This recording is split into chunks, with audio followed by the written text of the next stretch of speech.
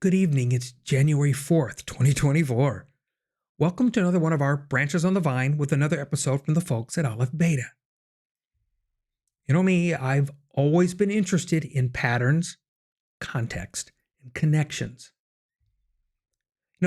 There's always been this lingering question with me. Does God speak to us today? And if so, how might that happen? So Rabbi David Fohrman has an interesting 4-part video series, and it's titled, Does God Speak to Us Today? So in this video series, we have some of those patterns, we have different context, and we have connections. So we're going to take a listen, and then we're going to discuss. So welcome this evening to another episode of TheDustyFeet.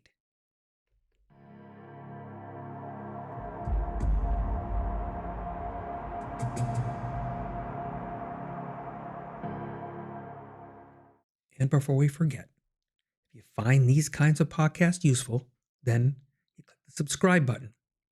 The reminders, they just help you. But also, if you think these might be useful to others, that's when you click that like button, because that is the way that YouTube chooses to share these to more people if they wish. Does God speak to us today, right? And this one is connecting to God in a post-biblical age. So we're going to take a listen, and we're going to see where we might connect with this. Enjoy. Hi everybody, this is Rabbi David Fohrman, and welcome to Parshat Vayeshev. You are watching Aleph Beta. Over these next weeks, the Parshat will be dealing with the epic Yosef story, and what I thought I'd do is to try to put together a 4-part series with a more comprehensive view. If you miss a week in the middle, just back up and watch last week's, and then just continue on with what you're up to. But let's dig in right here. Let me begin with a question that's much larger than the Yosef story, but I think the Yosef story has a lot to say about it.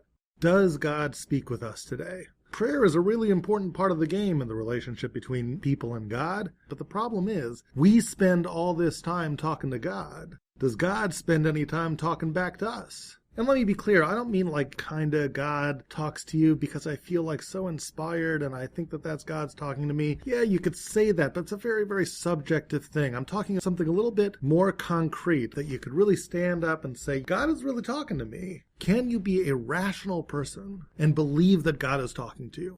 We don't live in an age of prophecy anymore. There were prophets. So does that mean God doesn't talk to us?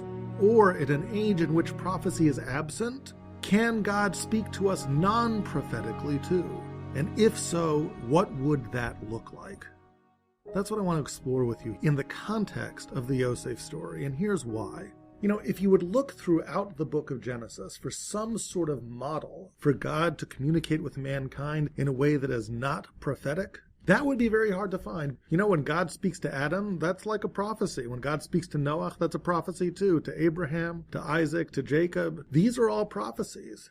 There is one generation in the book of Genesis where there doesn't seem to be any prophecy at all, and it's Joseph's generation. You will never find the words, and then God spoke to Joseph saying, and then God spoke to Judah saying. You just never find that with Joseph and his brothers.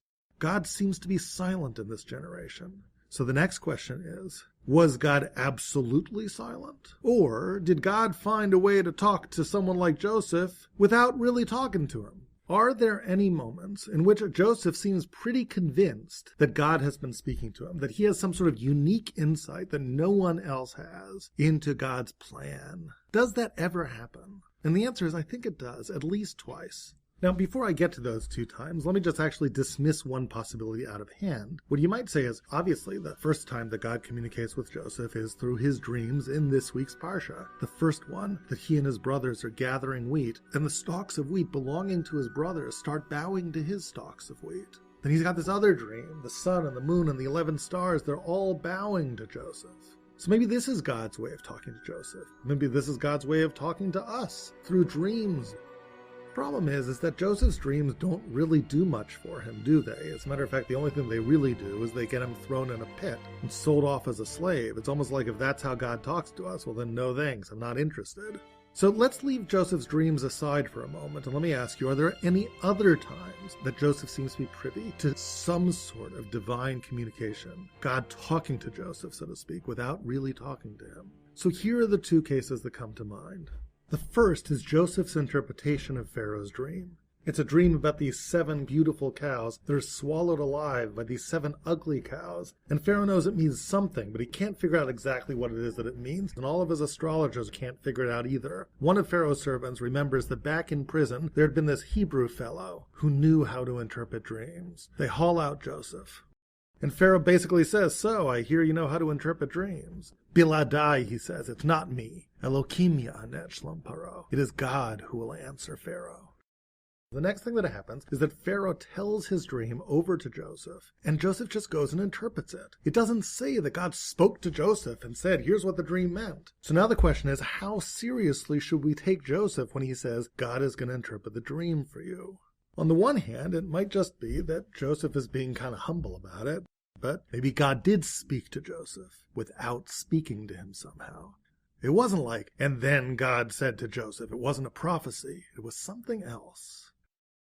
The next time something like this happens is years later. Joseph, of course, rose up through the ranks of Egyptian royalty to become second in charge to the king. Now he's in charge of all the grain in the land during times of famine. And along come the brothers, and the brothers don't recognize him, but he recognizes them. Finally, he reveals himself. Ani Yosef achichem, I am Joseph your brother, who you sold down to Egypt. But now, al teatzvu, do not be upset. Al yichar beinechem, do not be angry at one another, ki mechartem oti hena, that you sold me here. Ki lemechya shlach ani elokim lifnechem, because God did it so that I could provide for you during these times of famine. He continues, Ve'ata, and now lo atem shalachtem oti hena. It wasn't you that sent me here to Egypt. Ki ha'elokim, it was God.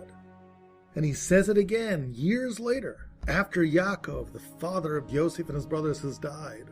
Yosef says, "Look, atem chashavtem alai ra. It's true that you thought to do evil to me in throwing me into the pit. Elokim chashva latova, but God made it work out okay. Laman asa kayom hazeh. God had his own plans to bring us to this day. Lachayot amrav, when I could take care of you and make you into a great nation by feeding you during this time of famine." So Yosef's got this great insight into the divine plan. I understand why this all happened. It was providential. Now, one more time, we don't have any record of God coming down and telling Joseph, "This is my plan." So how did Joseph know?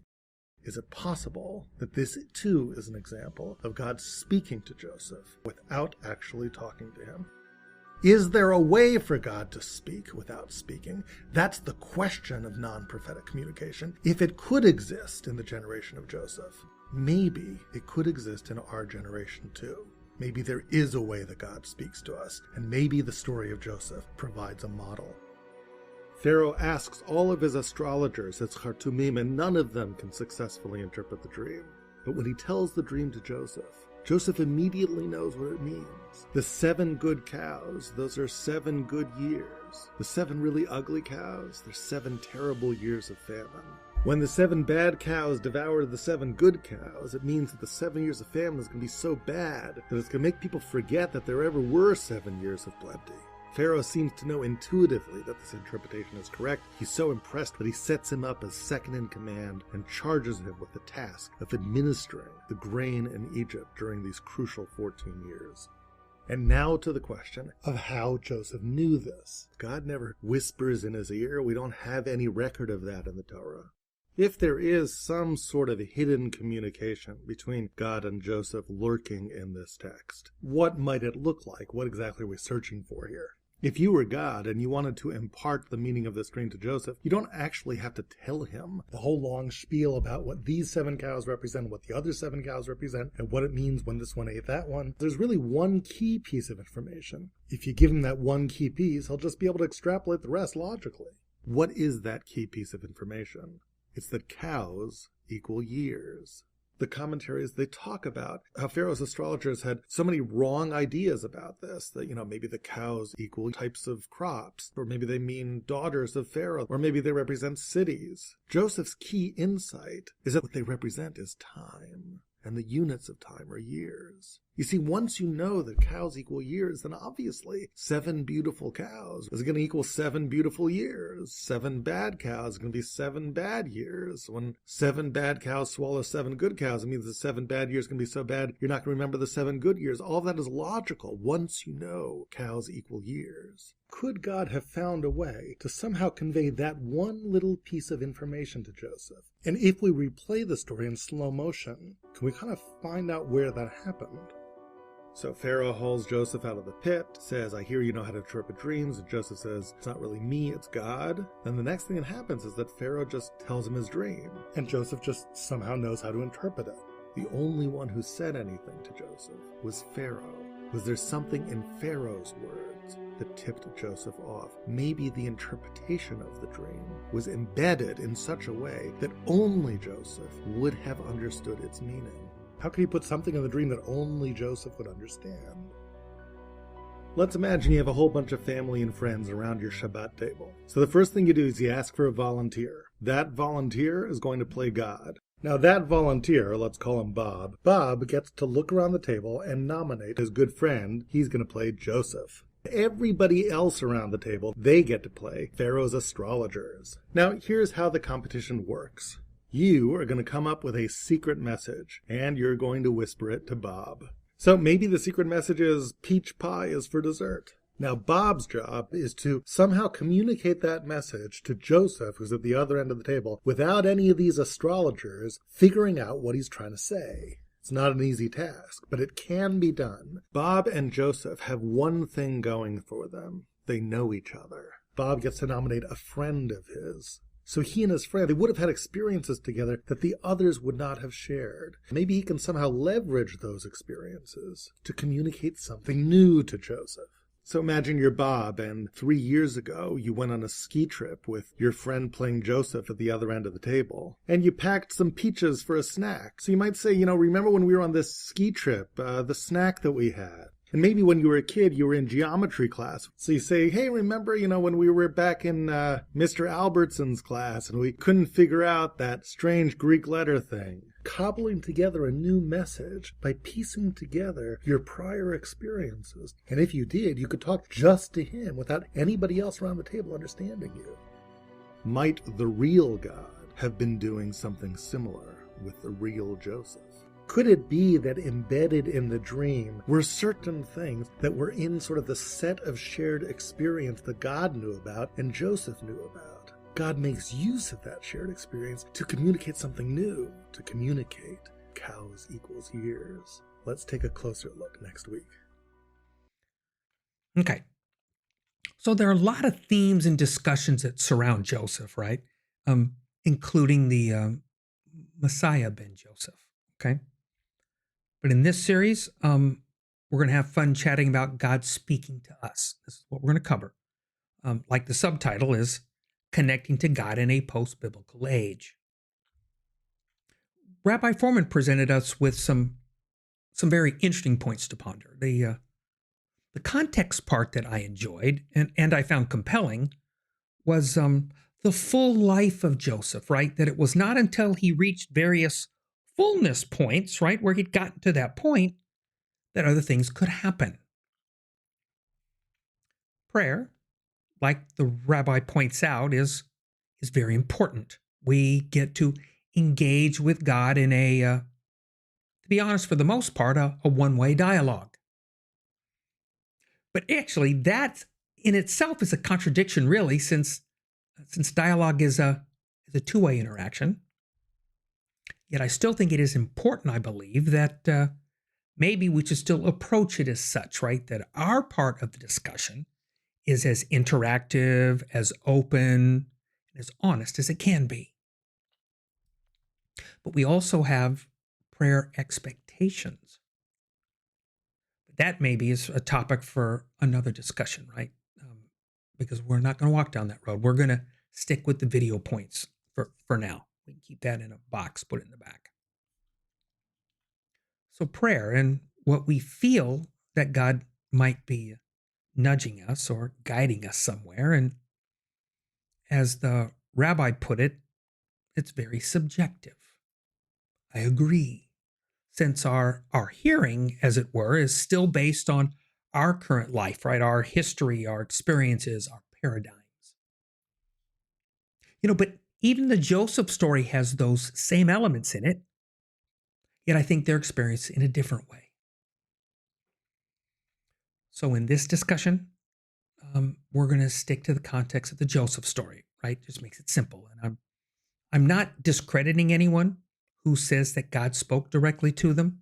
I have no way of confirming nor testing. God will hold us all accountable for the words that we share in our lives. Yet I still think there were some very interesting and compelling observations in the life of Joseph. Rabbi Fohrman, he grabbed me with one of those observations that there's one generation in the scroll of Genesis with no prophecy, that then God spoke to them and said, it was not Joseph. Personally, I think there's a lot to be pondered there, but we're still going to stick to the video because the thoughts that he brings up are still very compelling. Because Joseph is probably more like us than we think.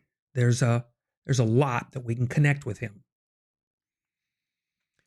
God communicating to us in a life way, right? Using life and dreams over time. And that time is unknown, right? We don't know that until we're actually in those intersections. Because the dreams of Joseph, especially the first round, as the rabbi put it, it doesn't seem to do much for him, right? I have an upside down thought. It's probably going to divide the room for sure. Was Joseph supposed to share the dreams? Were the dreams given to him to share right then? Were they? It's an awkward question because we only see the negative reaction to it.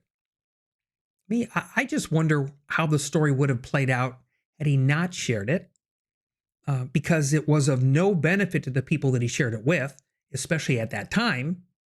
It was just a provoking story. Let's move on. So, the rabbi's looking for times that God is speaking to Joseph, and he goes to the dream interpretation with Pharaoh. Again, I agree. But still, that can only be seen looking back to connect the moments. It's in the connections and the looking back that the communication scene, right? We follow these red strings and attach things, right? The cows. The point that the point he makes is it's only possible, I love the thought process, is that it's related to the life that Joseph had lived before, the fullness of what he had lived up to that point. It's in that fullness, up to each moment anyways, right, that allows someone to look back and possibly see other connections, those red string connections. And then those God moments or those experiences, they can bring clarity to another God moment. Because remember that the Pharaoh, he only brings Joseph to him because he'd heard about what Joseph had already revealed to someone, right? Remember, the cupbearer and the baker. We need to keep that in mind. The game around the Shabbat table with Bob. Yeah. A game to pass information that only two would know. Personally, I loved it. I thought that was great. Because there's a good chance that God can do the same with us. He can bring together dreams from the past, experiences from the past, and then when the time is right, they can come together for the benefit of you and the benefit of others. Because remember that the astrologers, they really don't stand a chance, right? Because only God knows the dream that he gave to Joseph, and they have no idea of Joseph's life. It's the interesting crossroad that God creates here, right? This is Joseph's dreams intersecting with Pharaoh's dreams. Apart, they're still true. Yeah, they are. But it's in the merger that they're fully grasped, that they're fully understood. And I love the phrase the rabbi used, leveraging the relationship. God leveraging his relationship with us. And it got me thinking, I wonder maybe that is it important to us, like in the Shabbat story with Bob, that we need to have other leveraged relationships, right? People, ones where we share our ideas, our hopes, our dreams, and then maybe the crossroads of those lives, they can bring clarity to other things that are involved in their lives or us with them, those God moments. And those connections can still, again, be a benefit to you and others. So, on part 2 of this series, Does God Speak to Us Today? We're going to discuss dreams, coded messages from heaven. This will be fun. So, thank you for being with us tonight on another Branches on the Vine with Aleph Beta and Rabbi David Fohrman on the Dusty Feet.